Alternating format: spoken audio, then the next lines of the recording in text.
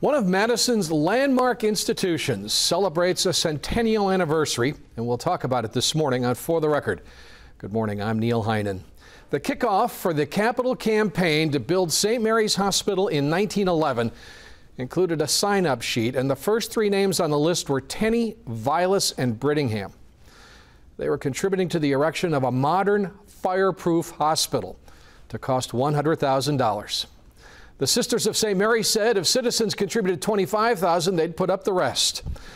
100 years later, suffice to say, St. Mary's is still modern and still fireproof. It is also operating in a healthcare environment unimaginable 25 years ago, to say nothing of 100.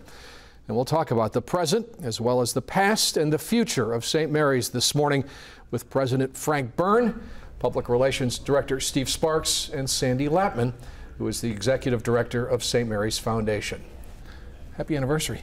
Thank you. It's a big deal, 100 years. It's a huge deal. You think about all the organizations that have come and gone, all the hospitals that have come and gone over the past 100 years. It's a big deal, and we're making a big deal about it. Can you just help us understand 1911? Now, this is the year that John Nolan presents his plan, the model city for the city. The importance of a hospital, a modern fireproof hospital. You know, the community had sent out requests to a number of orders of Catholic sisters to come and start a hospital in Madison, and regrettably, they all had to decline until they got to our sisters, who were then the Sisters of St. Mary's, now the Franciscan Sisters of Mary. And because the pastor at St. James Parish, right around the corner from St. Mary's now, knew another priest who knew our sisters, they were able to come, and they enlisted the support of the community and the physicians. Dr. Joe Dean was one of the 5 doctors. Dr. Dean founded the Dean Clinic in 1904. He's one of the 5 doctors that helped the sisters get off the ground, and he admitted the first patient and did the first surgery in 1912. It's interesting. I guess I didn't realize that communities were soliciting religious orders to start hospitals. Was that pretty common at the time? It was a common practice, and in our archives we're told that 18 orders of nuns regrettably had to decline. One even had taken the deed to the property, and after a year they gave it back to the Archbishop in Milwaukee saying, sorry, we couldn't raise the money to do it. Sandy, I mean, obviously those names, I mean, you see them associated with so much at that time, right? The Parks and Pleasure Drive Association, and but in addition to those 3, who contributed almost 20%, I think, of that initial $25,000. So when we found some of the original capital campaign documents, we sort of laughed in the office because it's all the parks and all the streets in Madison that are on that list. Isn't that great? Other names, Breitenbach from the original grocery store on Willie Street, I think. Schlimgen from Raleigh and Schlimgen. Joe Dean, of course, and some of the docs that were originally involved. And just any number of people who, Findorf, for instance. Findorf is our 100-year-long donor with us. They donated back in the day, and they are a donor of our gala coming up on Sunday, on Friday. So there is that continuation, isn't there, of a community-supported hospital? Well, you know, philanthropy is a partnership. It has been for 100 years with the sisters in the community. It is now. And without philanthropy, we can't do the special things at St. Mary's that we currently do. The beautiful gardens that we have that are part of our heritage and part of the stewardship of our of the land that was so important to the sisters, in part due to the donations from our employees and also from a donation of the Gordon Flesh family in honor of Rosie and Gordon. So philanthropy continues, and it's a big part of who we are at St. Mary's. And community is one of our values, Neil. We've always believed in community, and one of the things the sisters have taught us from the beginning is don't wait for people to find you. Go out and meet them where they are. So that's led to creative things like the freestanding Sun Prairie Emergency Center, which is staffed by board-certified emergency physicians and nurses, and providing the same high level of emergency care that we can provide on Park Street. So it's led us to go out and meet people where they are, which is great. How did you approach this anniversary, Steve? What was your thinking going into it, in terms of what the community needs to know about St. Mary's? Well, the original thinking was we're only 100 years once, so we're going to make a darn big deal of it. And that's what we've done. We actually did a little bit of research to try to find out what people think about centennials, and found that people who, if they know that an organization has a long history, that they are even more positive toward that organization's future potential. So we wanted to celebrate the past, but we also wanted to talk about how the things we've done in the past, all the people on whose shoulders we stand, contribute to the future. Now, there's a big event coming up in a week. We'll talk about that next Sunday. But what are some of the other things that you've done to celebrate the Centennial? And I've tasted one of them, by the way. So. Good.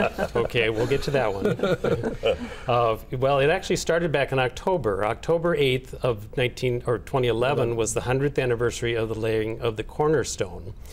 So we started with that celebration. With an apple distribution, sent people all over Madison and in the county giving out apples, which we called the Cornerstone of Good Health.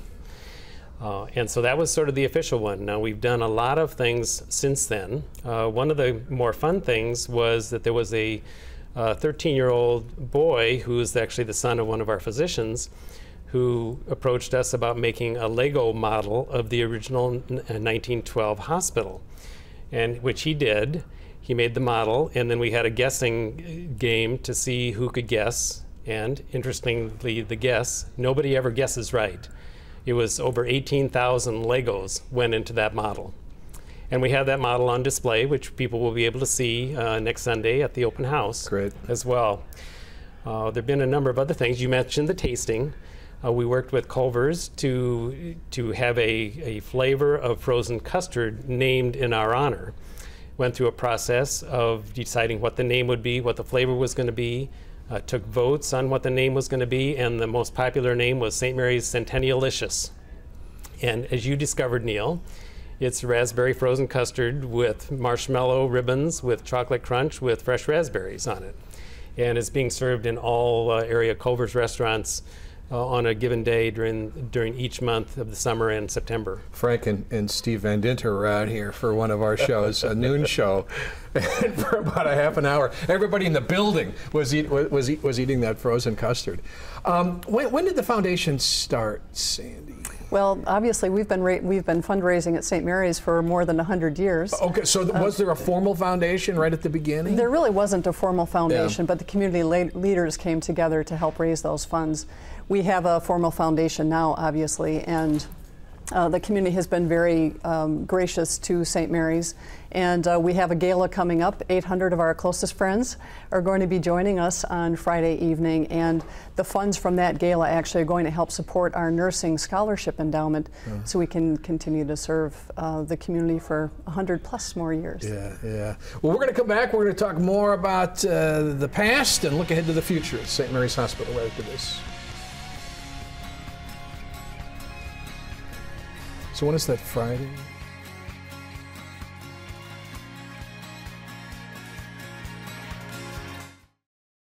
Early years of the 20th century, Madison, Wisconsin was a bustling metropolis with 28,000 people, but only one hospital. For years, the city fathers had tried unsuccessfully to convince Catholic sisters to open one. In February 1910, Mother Seraphia received one of those requests, but opening a hospital in Madison seemed utterly impossible. There was a limit to what one congregation could do. In August, she visited anyway, and St. Mary's Hospital opened on September 22nd, 1912. The 70-bed red brick building with gray limestone trim was a marvel to behold. Trying to think the last time I was in that red brick building. Still there. Yeah, but and you know, I moved here in '74. It was the main building. Amazing stuff. Frank Byrne, who is the president of St. Mary's, and Steve Sparks, who is the communications director, Sandy Lapman, who's the executive director of the foundation, are with me as we talk about 100 years of St. Mary's. This affects all of you in one way or another, and I just would like you to get your thoughts on the context here of celebrating a 100th anniversary in such a dynamic healthcare environment. I mean, people's feelings about healthcare, everything from the federal level to what's going on locally. I don't know if people, I'm sure most people don't really understand how hospitals operate, what their relationships are to, you know, other organizations, and yet here we're talking about a celebration of a of a group of nuns starting a hospital 100 years ago. How do you use this, Frank?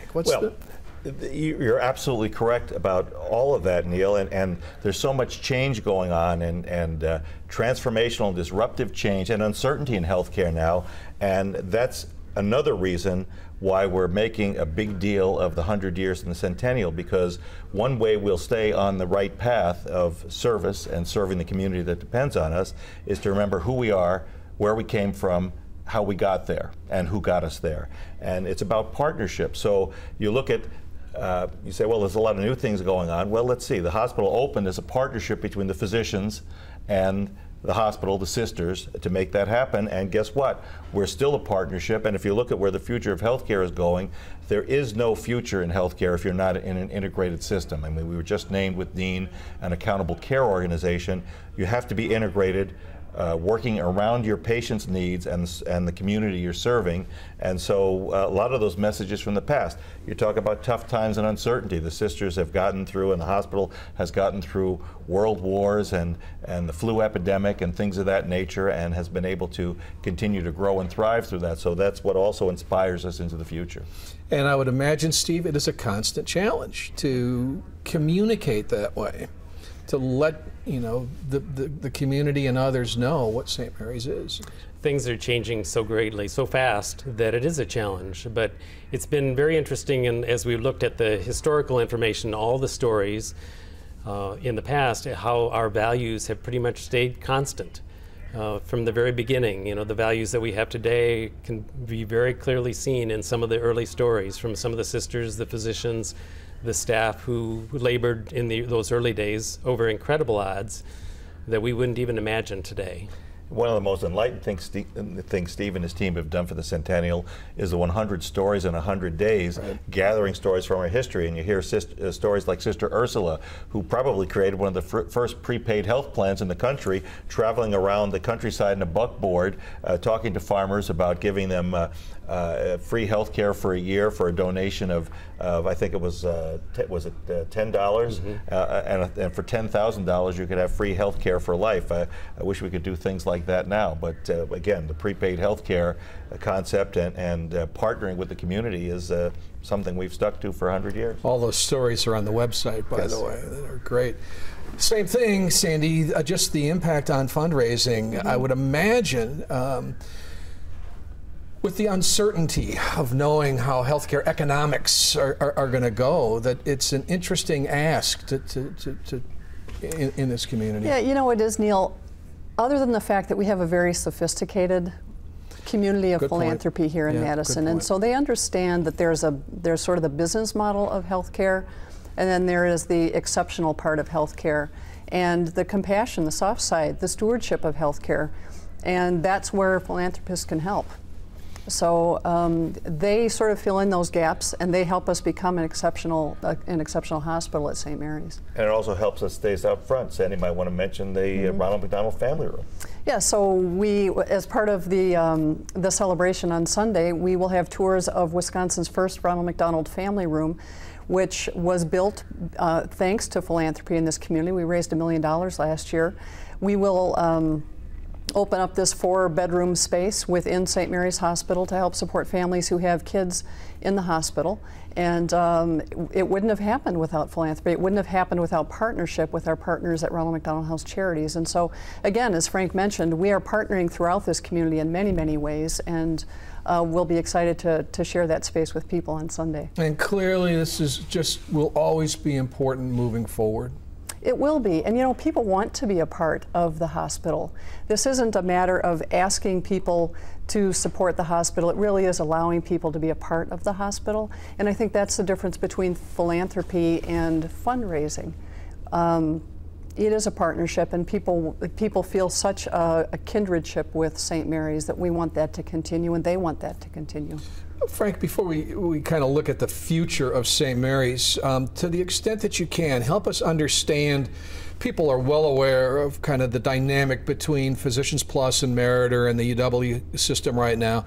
And to the extent that we've got these 3 providers and 3 hospitals, how would you envision sort of healthcare regionally looking over the next 20, 30 years? Well, healthcare is a regional, as you've alluded to, Neil, healthcare is a regional process. So our model at SSM Healthcare Wisconsin, our parent company, in partnership with Dean Clinic, is one of providing as much local care as possible in the surrounding communities. So we have our sister hospitals, St. Clair and Baraboo and St. Mary's Janesville, which just opened this year and is doing very well. But we also have our affiliated hospitals in Dodgeville, Upland Hills Health, Columbus Community Hospital in Columbus, Stoughton Hospital in Stoughton, and Edgerton Hospital as well. So we work, and again, the Dean physicians have physicians in our primary care clinics, and our specialists go out and do outreach in many, actually all of those communities as well. So healthcare will be arranged regionally, and then for the complex things, you'll come to the tertiary medical center at St. Mary's if you need them. But it also allows us, Neil, systems are important, and one of the things we're blessed with in this community is excellent health care. We're always looking to get better, don't get me wrong, and we're always looking for opportunities, and there are many opportunities for us to improve. But because of the systems of care we have, people get into a system and they can get the right care from the right provider. Even more importantly, our system is having a huge focus, as we should, on prevention and wellness. So is it fair and accurate to say that St. Mary's has a place and it's safe regardless of what happens with other institutions? Yes. I mean, there's no, the future is very uncertain. There are many challenges ahead, right. and I wouldn't take, we take nothing for granted. Right. Believe me, we take nothing for granted. But our integrated system model moving forward, our accountable care organization that we've just been designated, that's the future of where healthcare is going. Providers having accountability for the clinical care and the cost of care as well, as we have through Dean Health Plan, the area's largest HMO for the last 17 years together, 30 years for Dean Health Plan, but we've been partners in that for 17. More on the future of St. Mary's when we come back right after this.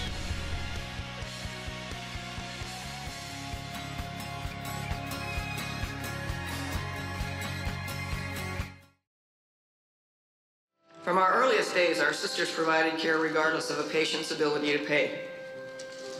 Account books from the 1800s identify almost 60% of our patients as ODL, which stood for Our Dear Lords.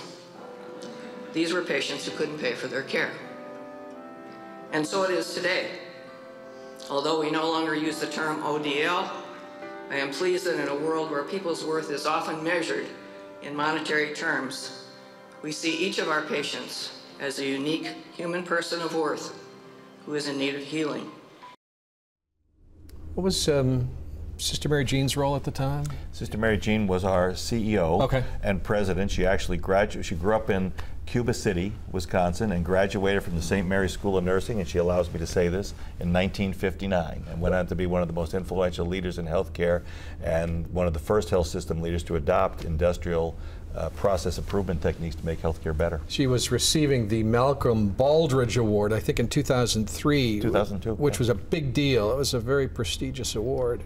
SSM was the first organization in healthcare to receive a Baldrige Award in 2002, so that was a big deal, yeah. As we look ahead to the next 100 years, one thing that I'm aware of is the former mayor, Dave Chislevich, who's doing some work with St. Mary's and Meriter on the neighborhood, on just the sort of physical footprint that St. Mary's has, and that's changed over the years. But that's part of the future too, isn't it? Workforce housing, that kind of thing. Absolutely, and again, going all the way back to our original history of reaching out to people where they are and our value of community, we're enjoying working with Meriter and with the university on the Vilas Greenbush neighborhood plan and promoting workforce housing, and with all the changes that are going on at the university and student housing and things of that nature, there's a huge opportunity there, and I think our neighborhood is going to be one of the premier locations for the most affordable quality in-city housing for years to come. And what about the size of the plant itself? Is it where it needs to be now? Are there growth plans being considered even now? And whoever answers that, I'm going to go to Sandy eventually on that topic. But I'll be interested to hear the answer. Sure.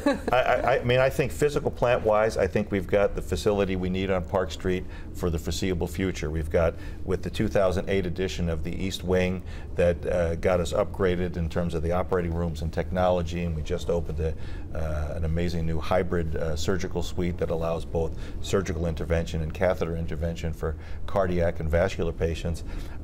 So I think we've got the physical space we need. I'm sure the technology inside will continue to evolve. We have the beautiful outpatient center partnership with Dean on Park Street as well.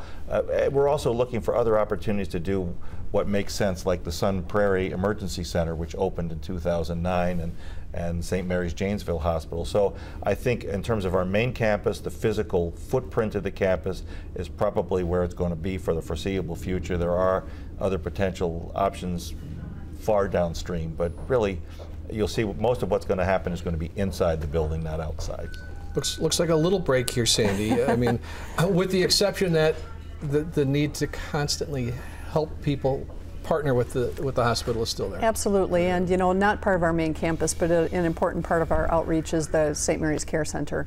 And we know that there are needs at St. Mary's Care Center. The foundation will continue to support those, as well as other initiatives at the hospital. And so the community will have plenty of opportunities to help us. Steve might talk about the Adult Day Health Center on Atwood Avenue at St. Bernard's Parish, too. It's an example of reaching out and meeting some needs in the community that were unmet. So this is over, yes, on Atwood Avenue. Yeah, that neighborhood's a great neighborhood. Provides the only medically oriented adult day care facility in the community, and has been established some time ago and is really considered one of our major community initiatives. And in the 45 seconds we have left, Steve, the public is welcome on Sunday. We're going to have a great party next Sunday from noon to 4. There's going to be a little bit of education. We've got a giant mega heart that people can walk through. Try to imagine that. We've got the I've seen pictures of it. It's really cool. We're going to have our old iron lung on display from the 1950s. We're going to have special recognition for people who were born at St. Mary's or had children who were born at St. Mary's. Some fun things like an old-fashioned cakewalk and magicians and storytellers and just lots of great things. Great. Congratulations. Thank you all for joining me. We're going to come back and wrap up For the Record right after this.